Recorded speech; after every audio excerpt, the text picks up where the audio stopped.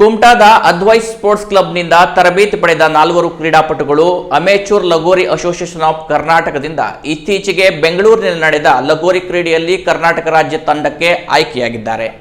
ಹಲವು ವರ್ಷಗಳಿಂದ ವಿವಿಧ ಕ್ರೀಡೆಯಲ್ಲಿ ವಿನೂತನ ಸಾಧನೆ ಮಾಡಿಕೊಂಡು ಬಂದಿರುವ ಕುಮಟಾದ ಅದ್ವೈತ ಸ್ಪೋರ್ಟ್ಸ್ ಕ್ಲಬ್ ಇಂದು ಗ್ರಾಮೀಣ ಕ್ರೀಡೆಯಾದ ಲಗೋರಿ ಕ್ರೀಡೆಯಲ್ಲೂ ತನ್ನ ಛಾಪನ್ನು ಮೂಡಿಸಿದೆ.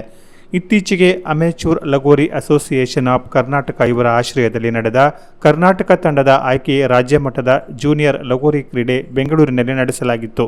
ಇದರಲ್ಲಿ ಸಂಸ್ಥೆಯ 4 ಕ್ರೀಡಾಪಟುಗಳಾದ ಕಾರ್ತಿಕ್ ಗೌಡ, ಗಣೇಶ್ ಗೌಡ, ನಂದನ್ ಗೌಡ ಮತ್ತು ದಿವ್ಯಗೌಡ ಇವರು ಲಗೋರಿ ಕ್ರೀಡೆಯಲ್ಲಿ ಅತ್ಯುತ್ತಮವಾದ ಆಟದ ಪ್ರದರ್ಶನವನ್ನು ನೀಡಿ ಕರ್ನಾಟಕ ತಂಡಕ್ಕೆ ಆಯ್ಕೆಯಾಗಿ ನಮ್ಮ ತಾಲೂಕು ಹಾಗೂ ಜಿಲ್ಲೆಗೆ ಕೀರ್ತಿಯನ್ನು ತಂದಿದ್ದಾರೆ.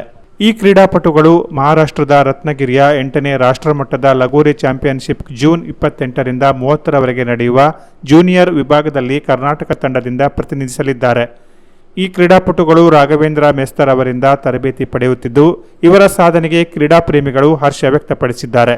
ಅಲ್ಲದೆ ಸಚಿವ ಮಂಕಾಳು ಎಸ್ ವೈದ್ಯ, ಶಾಸಕ ದಿನಕರ್ ಕೆ ಶೆಟ್ಟಿ, ಜಿಲ್ಲಾ ಪಂಚಾಯತ್ ನಿಕಟಪೂರ್ವ ಸದಸ್ಯ ಶಿವಾನಂದ ಹೆಗಡೆ ಕಡತೂಕ, ಜೆಡಿಎಸ್ ಮುಖಂಡರಾದ ಸೂರಜ್ ನಾಯ್ಕ್ ಸೋನಿ ಸೇರಿದಂತೆ ಇತರರು ಶುಭ ಹಾರೈಸಿದ್ದಾರೆ.